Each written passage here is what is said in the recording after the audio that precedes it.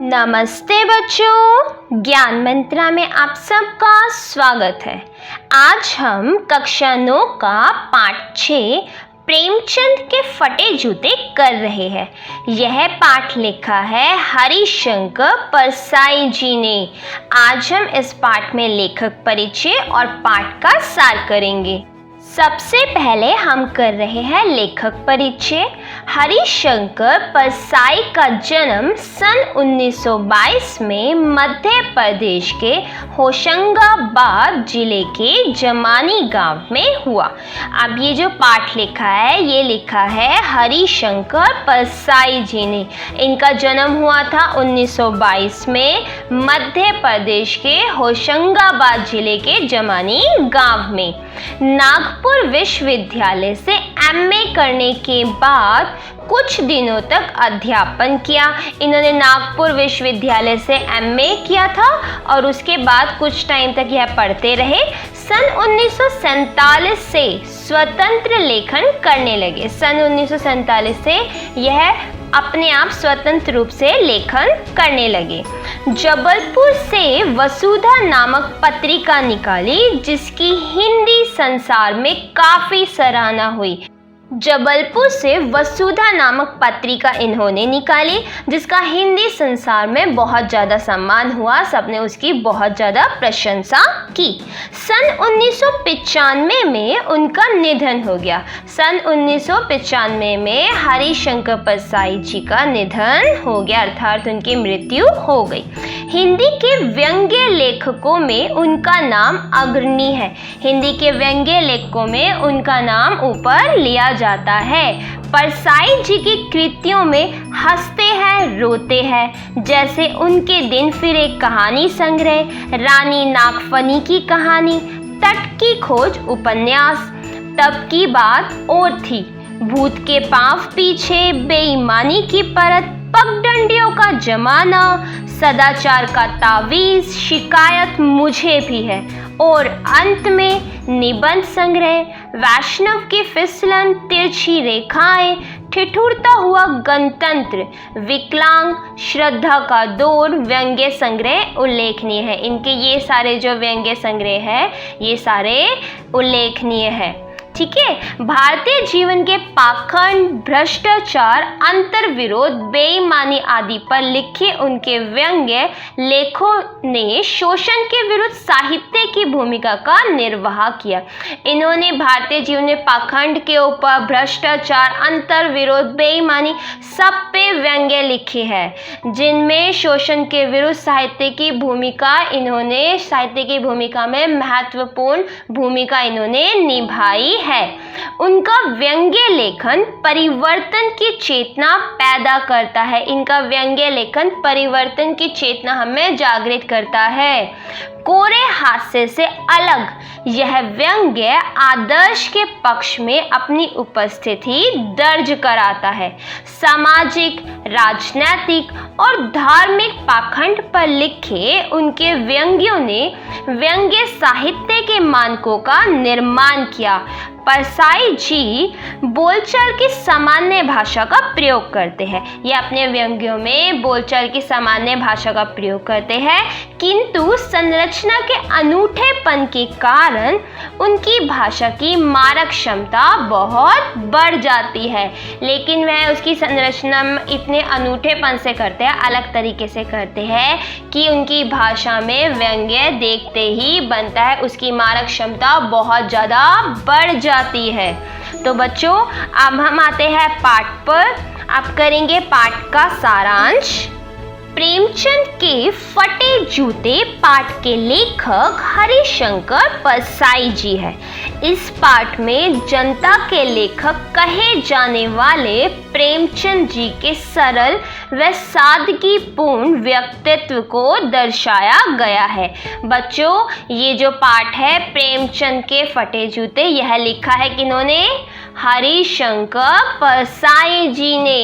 इस पाठ में जनता के लेखक कहे जाने वाले प्रेमचंद जो है, प्रेमचंद जी को जनता के लेखक कहा जाता था क्योंकि ये आम लोगों के ऊपर लेख लिखते थे, कहानी उपन्यास लिखते थे, आम लोगों के जीवन के ऊपर लिखा करते थे। तो इनके सरल व सादगीपूर्ण व्यक्तित्व को इस पाठ में दिखाया गया है। साथ में ही लेखक ने आज के लोगों की अवसरवादी प्रवृत्ति अर्थात हर कोई अवसर ढूंढता है, आगे बढ़ने का मौका ढूंढता है, दूसरे इंसान को पीछे छोड़कर आगे बढ़ने का, वह दिखावे की संस्कृति। आज के ज़माने में सिर्फ दिखावा चलता है, सब सिर्फ दिखावा कर रहे हैं, अंदर से चाहे कोई कैसा भी हो, सब दिखावे से अपने आप को शिष्ट, संपन्न, अच्छा दिखाना चाहते हैं। तो इन दोनों चीज़ों पर करारा प्रहार किया गया है, इन पर व्यंग्य किया गया है। हरिशंकर परसाई जी कहानी की शुरुआत प्रेमचंद की उनकी धर्म पत्नी के साथ एक फोटो को देखकर करते हैं। अब बच्चों, कहानी की शुरुआत ही होती है एक फोटो के साथ, जिसमें प्रेमचंद और उनकी पत्नी साथ में है, जिसमें प्रेमचंद जी ने अपने पैरों में फटे जूते पहने हैं और बाएं पैर के जूते में एक बड़ा सा छेद हो गया है, जिससे उनके पैर की उंगली बाहर निकल रही है। अब जब हरिशंकर परसाई जी उस फोटो को देखते हैं तो वो देखते हैं कि प्रेमचंद जी के पैर का जूता फटा हुआ है, उनके बाएं पैर का जूता फटा हुआ है, जिसमें बड़ा सा छेद है, जिससे उनके पैर की उंगली नजर आ रही है। और इसमें ही लेखक की दृष्टि अटक गई। अब लेखक वहीं की वहीं रुक जाता है देखकर। लेखक सोच रहे हैं कि फोटो खिंचवाने की यह पोशाक है तो रोजमर्रा जीवन में पहनने की क्या पोशाक होगी।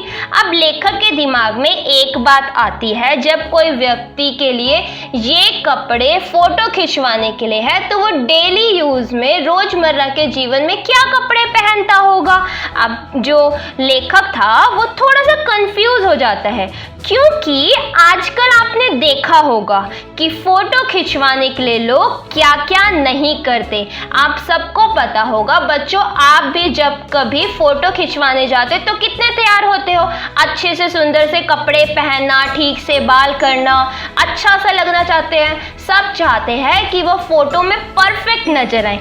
लेकिन वहीं प्रेमचंद जी की फोटो देखी जाए तो उनके जूते फटे हुए हैं और वो फिर भी बिल्कुल शांत खड़े हैं फोटो में।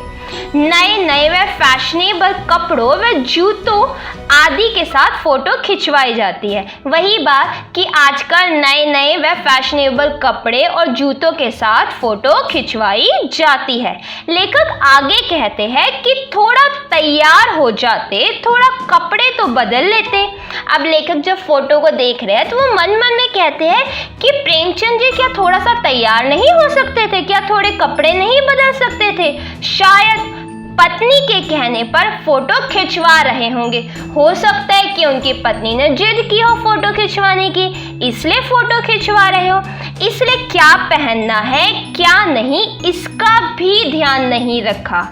अब वो कहते हैं शायद पत्नी ने जिद की थी, इसलिए उन्होंने इस बात का ध्यान ही नहीं दिया कि उन्हें क्या पहनना चाहिए और क्या नहीं। फोटो खिंचवाते वक्त परंपरा के अनुसार लोगों की तरह तुमने भी मुस्कुराने की कोशिश की होगी। अब हरिशंकर जी कहते हैं कि फोटो खिंचाने की एक परंपरा है कि उसमें मुस्कुराया जाता है, तो जरूर तुमने भी मुस्कुराने की कोशिश की होगी, मगर चेहरे पर मुस्कान आने में कुछ समय लग गया होगा और आधी अधूरी मुस्कान में ही फोटोग्राफर ने फोटो खींच दी होगी। वो कहते हैं शायद तुम पूरी तरह मुस्कुरा भी नहीं पाए होंगे, मुस्कुराने की कोशिश ही कर रहे होंगे कि तभी फोटोग्राफर ने फोटो खींच ली होगी। इसलिए यह मुस्कान से ज़्यादा व्यंग्य दिखाई दे रहा है और यह उन लोगों पर व्यंग्य है जो दिखावे के लिए बहुत कुछ करते हैं, मगर इन फटे जूतों में फोटो खिंचवाने पर भी तुम्हारे चेहरे पर आत्मविश्वास झलक रहा है। अब यहाँ पे जो लेखक है वह कहते हैं कि प्रेमचंद जी ने फटे हुए जूते पहने हैं, फिर भी उनकी मुस्कान में एक आत्मविश्वास है जो उन लोगों पर व्यंग्य है जो सिर्फ दिखावे के लिए जीते हैं, एक फोटो खिंचवाने के लिए कितना ज़्यादा तैयार होते हैं। वहीं प्रेमचंद जी एक सादे कपड़े और फटे हुए जूते होने के बाद भी आत्मविश्वास के साथ फोटो खिंचवा रहे हैं, मुस्कुरा रहे हैं। लेखक के अनुसार प्रेमचंद बहुत सीधे सादे सरल स्वभाव के व्यक्ति थे जो दिखावे से काफी दूर रहते थे, इसलिए वो जैसे थे वैसे ही फोटो खिंचवाने बैठ गए। लेखक आगे कहते हैं कि मेरे साहित्यिक पूर्वज तुम्हें जरा भी इसका एहसास नहीं है कि तुम फटे जूते पहनकर फोटो खिंचवा रहे हो, और ऐसा जूता पहनने में तुम्हें कोई संकोच भी नहीं हो रहा है।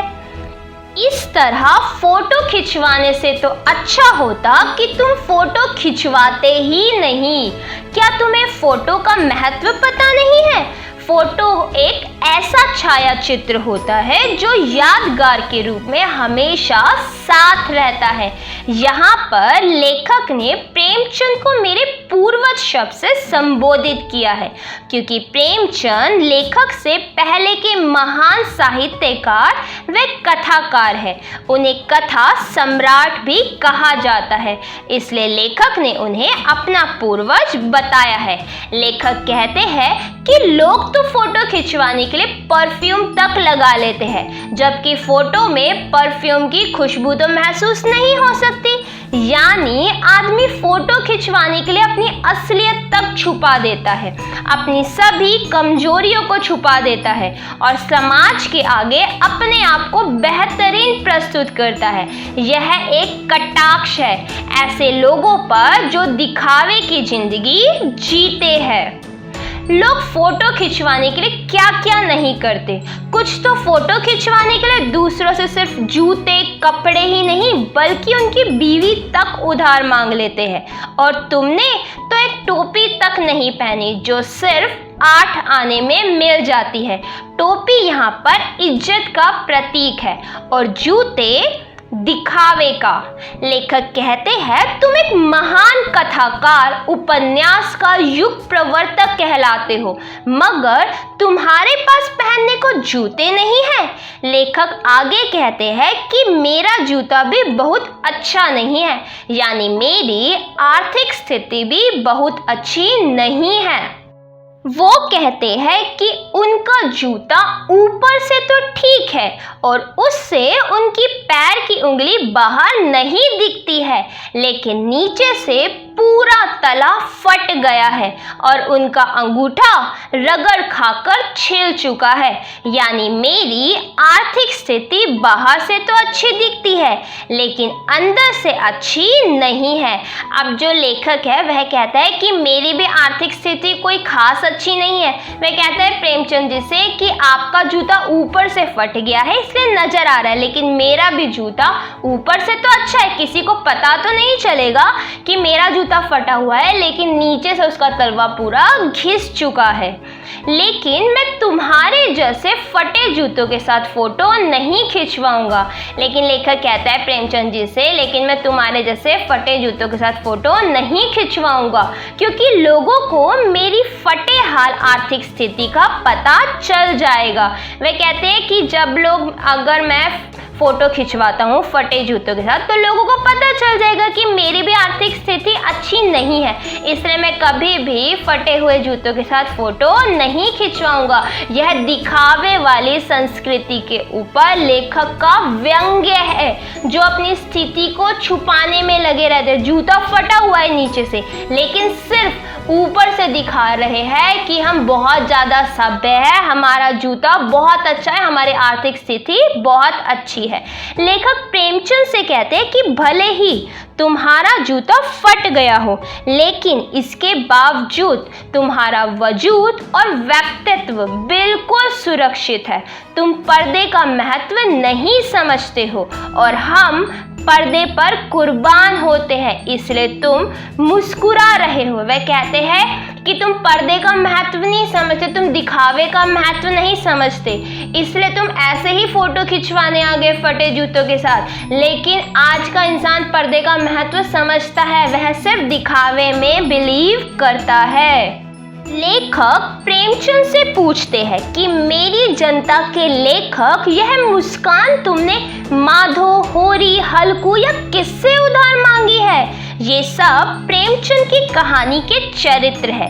प्रेमचंद जी को आम आदमी का कहानीकार माना जाता है, इसलिए उनको मेरी जनता का लेखक कहा गया है। उन्होंने गरीब, लाचार और शोषित वर्ग के दर्द को अपनी कहानियों में लिखा है, इसलिए उन्हें कहा जाता है मेरी जनता का लेखक, क्योंकि वो आम जनता के विषय में कहानियां लिखा करते थे। लेखक आगे प्रेमचंद से कहते हैं कि तुम यहाँ वहाँ बहुत चक्कर काटते हो और कभी कभी बनिया की उधारी से बचने के लिए इधर उधर भागते फिरते हो, इसलिए तुम्हारा जूता फट गया होगा। लेकिन चलने से तो जूते का तलवा घिसता है, जूते का ऊपरी भाग फटकर वहां से उंगली बाहर नहीं आती है, यानी तुमने जूते से किसी सख्त चीज में ठोकर मारी होगी, तभी तो तुम्हारा जूता ऊपर से फट गया है। प्रेमचंद जी ने अपनी लेखनी से रूढ़िवादिता, अंधविश्वास, कुरीतियों पर करारी चोट की है। यहाँ पर सख्त चीज का अर्थ यही है। यहाँ जो सख्त चीज कही गई है ना कि तुमने सख्त चीज पे चोट मारी होगी, ठोकर मारी होगी, यहाँ पे सख्त चीज से आशय है रूढ़िवादिता, अंधविश्वास और कुरीतियां। लेखक आगे प्रेमचंद जी से कहते हैं कि तुम इन सब से बचकर निकल भी तो सकते थे, लेकिन तुम नहीं निकले, इसलिए तुम्हारा जूता फट गया है। समझौता कर लेते, आसान रास्ता अपना लेते, ठोकर मारने की क्या जरूरत थी? तुम उसके बगल से भी तो निकल सकते थे। जैसे सभी नदियां पहाड़ तोड़कर ही तो नहीं बहती, कुछ रास्ता बदलकर भी तो बहती है, लेकिन तुम समझौता नहीं करते हो, तुम संघर्ष करते हो, स्वाभिमानी हो। लेखक कहते हैं कि जिसे तुम घृणित समझते हो उसकी तरफ तुम हाथ की उंगली से नहीं बल्कि पैर की उंगली से इशारा करते हो, यानी तुम अपनी उंगली का महत्व कम नहीं करना चाहते हो, लेकिन मैं तुम्हारी इस उंगली का इशारा और व्यंग्य भरी मुस्कान को भी खूब समझता हूँ। तो बच्चों, ये है पाठ का सारांश, जहाँ पर लेखक ने प्रेमचंद जी की फोटो के माध्यम से पूरे समाज के ऊपर जो सिर्फ दिखावा महसूस करता है, जो सिर्फ दिखावा जानता है, जो कभी भी बुराइयों को दूर करने के बजाय साइड से निकल जाना पसंद करता है, ऐसे समाज के ऊपर व्यंग्य किया है। तो बच्चों, ये पाठ यहीं पे समाप्त होता है। उम्मीद है आप सबको समझ आया होगा। अगर वीडियो पसंद आई हो तो लाइक करना और चैनल को सब्सक्राइब करना मत भूलना। धन्यवाद।